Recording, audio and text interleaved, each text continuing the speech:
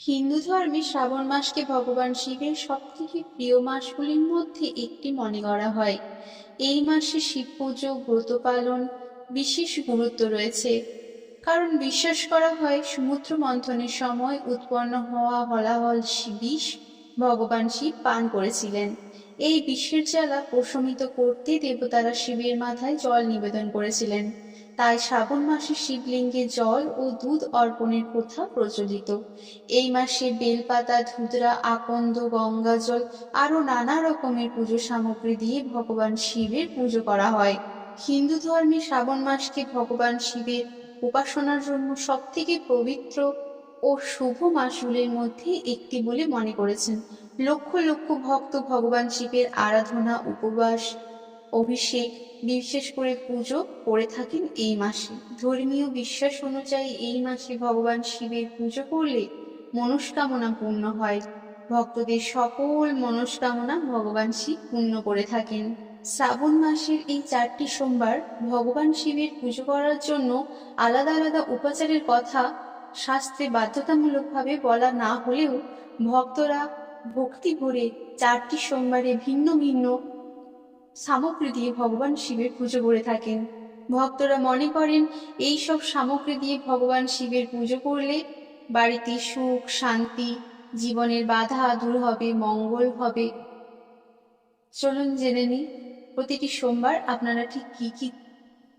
প্রথম সোমবার পরিষ্কার জল দিয়ে অভিষেক বা গঙ্গা জল দিয়ে, তারপর 3টি বা 5টি বেলপাতা, আকন্দ ফুল, ধূপ দ্বীপ জ্বালাবেন সামনে, ভগবানের অভিষেক করে বেলপাতা ও আকন্দ ফুল দেবেন এবং ওম নমঃ শিবায়।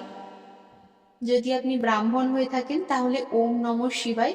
আমরা সাধারণ যারা মানুষ তারা নমঃ শিবায় বলে মন্ত্র জপ করেন। যাদের দীক্ষা দেওয়া আছে, শিব দীক্ষা আছে, তারা সেই মন্ত্র জপ করতে পারেন। বা সাম্য সদাশিব এই মন্ত্রও আপনি জপ করতে পারেন। তবে নমঃ শিবায় এই মন্ত্র সব থেকে ভালো। 108 বার জপ করবেন। এর ফলে জীবনের বাধা দূর হবে, জীবন মঙ্গলময় হবে। দ্বিতীয় সোমবার দুধ দিয়ে অভিষেক, তারপর জল দিয়ে অবশ্যই ধুইয়ে নেবেন। ধুতরা ফুল দিবেন, বেলপাতা দেবেন, সাদা চন্দন দেবেন, অবশ্যই ধূপ দ্বীপ জ্বালিয়ে রাখবেন, ফল মিষ্টি নিবেদন করবেন।